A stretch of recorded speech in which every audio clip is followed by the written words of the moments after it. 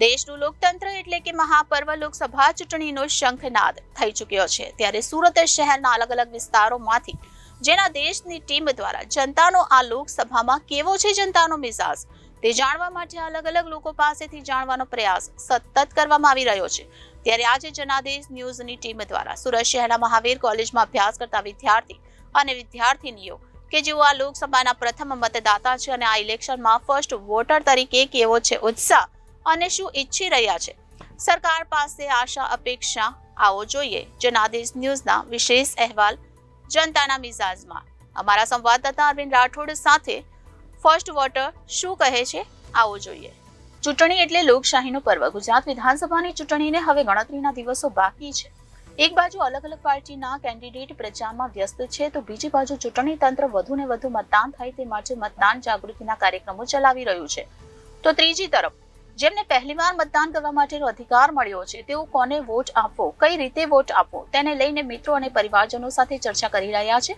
ભારતને 1947માં આઝાદી મળ્યાને 4 વર્ષ બાદ પહેલી ચૂંટણી 1951માં થઈ હતી ત્યારે 18 વર્ષ નહીં પણ 21 વર્ષથી વધુ ઉંમરના લોકોએ મતદાન કર્યું હતું ત્યારે પ્રથમવાર મતદાન કરવા જઈ રહેલા યુવા મતદાતાઓમાં પહેલીવાર મતદાનને લઈને કેવો ઉત્સાહ છે કેવા ઉમેદવારને પોતાનો વોટ આપવા માંગે છે વિકાસના કયા કયા મુદ્દાઓને લઈને કઈ સમસ્યાઓના મુદ્દાઓને લઈને તેઓ વોટ આપવા માંગે છે તે આપણે સુરતના આ યુવાઓ પાસેથી તેમના જ શબ્દોમાં જાણીએ।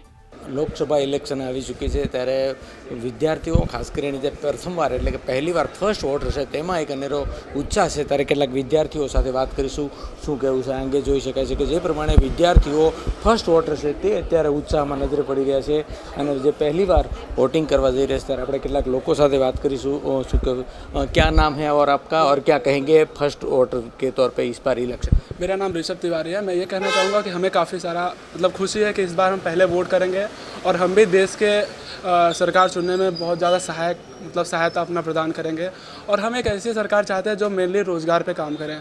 तो हमें यही मैं यही कहना चाहूँगा कि सरकार जो भी चुने सोच समझ कर चुने और सरकार के लिए एक न्यू है कि आप रोज़गार पे ज़्यादा ध्यान दें क्योंकि अभी इस समय IT सेक्टर में भी हम काफ़ी सारे लोगों को देख रहे हैं कि सब बैचलर करके मास्टर्स करके बेरोज़गार हैं तो रोज़गार पे ज़्यादा ध्यान दें। अभी आप सूरत में अभ्यास कर रहे हो अब आपका वतन कहाँ है वहाँ की सरकार वहाँ में और इसमें क्या फ़र्क दिख रहा है आपको क्या नज़रिया दिख रहा है? देखिए अगर हम पहले देखें तो जब भी वहाँ पे अभी तो देखिए दोनों जगह BJP है तो अगर हम कंपेयर करें तो अभी जितना वहाँ पे डेवलपमेंट है यहाँ पे उससे ज़्यादा है सूरत में लेकिन अब दोनों है डेवलपमेंट पे चल रहे हैं। भारत भी एक डेवलपमेंट कंट्री है तो दोनों जगह के ऑलमोस्ट सेम ही है मेरे को उतना डिफरेंस नहीं लगा। बट अगर हम मैं वहाँ के पहले की बात करूँ ना तो पहले उतना नहीं था। पहले कॉलेजेस बहुत कम थे ट्यूशन्स बहुत कम थे बट अभी बहुत सारे कॉलेजेस हैं और गवर्नमेंट भी हमें सहायता दे रही है हर काम करने में। बिल्कुल अन्य विद्यार्थी साथ पर बात आप क्या कहेंगे किस तरह का पहली बार वोट देने जा रहे हैं क्या लगता है आपको किस तरह का फील कर मैं कहना चाहता हूँ कि मैं बहुत खुश हूँ कि मैं पहली बार वोट करूँगा बट मैं ये कहना चाहता हूँ कि अभी गए पिछले सालों में एजुकेशन बहुत बढ़ा है। बहुत जनों ने एजुकेशन प्राप्त की है जो पहले नहीं थे और अब एजुकेशन तो बढ़ गया अब एम्प्लॉयमेंट भी सरकार को बढ़ानी चाहिए। आने वाली सरकार से बस मैं यही उम्मीद चाहता हूँ कि वो लोग एम्प्लॉयमेंट पे ज़्यादा फोकस करें जिससे जितने भी लोग हैं जितने भी शिक्षक विद्यार्थी है उन सबको एम्प्लॉयमेंट ज़्यादा मिले। बिल्कुल आप क्या कहेंगे इलेक्शन लोकसभा इलेक्शन आ रहा है और आप फर्स्ट टाइम वोट देने जा रहे हैं क्या सोच रखते हैं?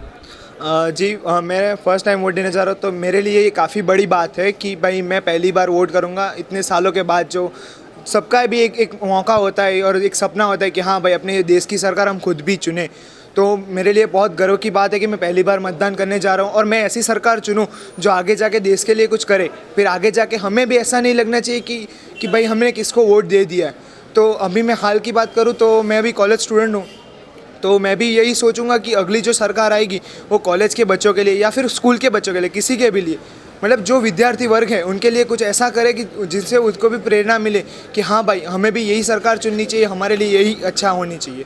बिल्कुल अपनी साथे विद्यार्थी पण छे तेमनी साथे बात करीशुं आप क्या कहेंगे पहली बार वोट देने जा रहे हो और इस बार का इलेक्शन में किस तरह का माहौल दिख रहा है क्या माहौल आपके स्टूडेंटों में हो रहा है? मुझे काफ़ी प्रिविलेज लगता है कि हम ऐसे कंट्री में रहते हैं जहाँ पे हमें वोट हम दे सकते हैं एंड अपनी गवर्नमेंट चूज़ कर सकते हैं, तो which is a very good thing. But जो गवर्नमेंट से एक्सपेक्टेशन एक स्टूडेंट्स की है वो यही है कि एम्प्लॉयमेंट हमारी बढ़े, क्योंकि हमने वो भी देखा है कि एजुकेशन के फील्ड में हम काफ़ी अच्छा कर रहे हैं बट एम्प्लॉयमेंट में थोड़ा वो है। अभी बच्चे जो भी हैं वो ये सोचते हैं कि हम अब्रॉड जाएंगे, हम वहाँ पे जाके पढ़ेंगे, बट हमारा वो एक थॉट प्रोसेस नहीं है कि हम इंडिया में पढ़े। तो आई वांट कि जो इंडिया में एक है एम्प्लॉयमेंट बढ़े, एक आईटी हब बने जहाँ पे बच्चे ये बोले कि हम इंडिया में ही रहेंगे, हम यहीं पे जॉब करेंगे। तो ये एक बदलाव जो आ सकता है एंड स्टूडेंट्स का भी यही एक है। बिल्कुल, स्टूडेंट का भी बदलाव। साहब आप क्या कहेंगे जिस तरह से आप पहली बार वोट देने जा रही हो और आगे क्या करना है आपको, और भी सभी जो पहली बार वोट देने जा रहे हैं किस तरह का आपको उत्साह है, क्या कहेंगे?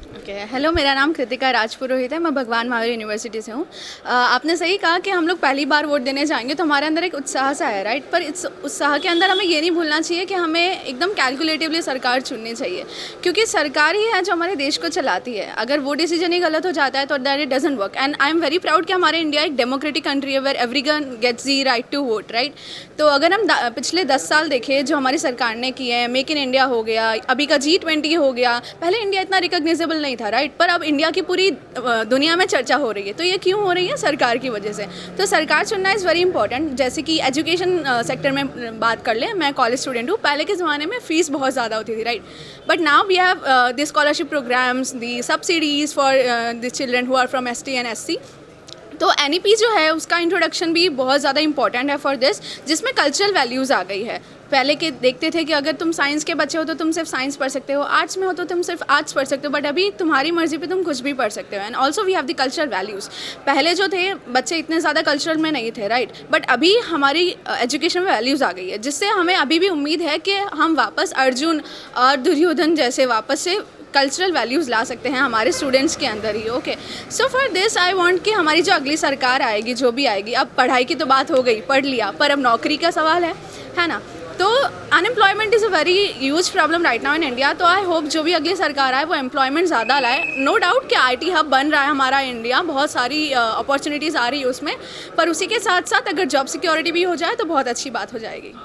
क्या होना चाहिए एक्चुअल में? एग्जैक्ट बारे में आपने कहा कि जिस तरह से एजुकेशन में इतना है, लेकिन एक्चुअल में क्या होना चाहिए कि सभी युवा युवती खासकर का महिला को होने के नाते क्या कहेंगे? ओके, तो एजुकेशन में आप देखा जाए तो रटन पद्धति ज़्यादा चलती है ना, आंसर्स आर मक्ड अप। तो उससे क्या हो रहा है कि आप सिर्फ सीख रहे हो कि रटा कैसे जाता है, पर आपको वो सब अप्लाई करना नहीं आ रहा है। तो वही अगर हम फॉरेन कंट्रीज़ में देखें तो बच्चे फॉरेन क्यों जा रहे हैं? क्योंकि वहाँ पे एप्लीकेशन सिखा रहे हैं, जो कि हमारे इंडिया में फ़िलहाल के लिए नहीं हो रहा है, कुछ जगह पे हो रहा है।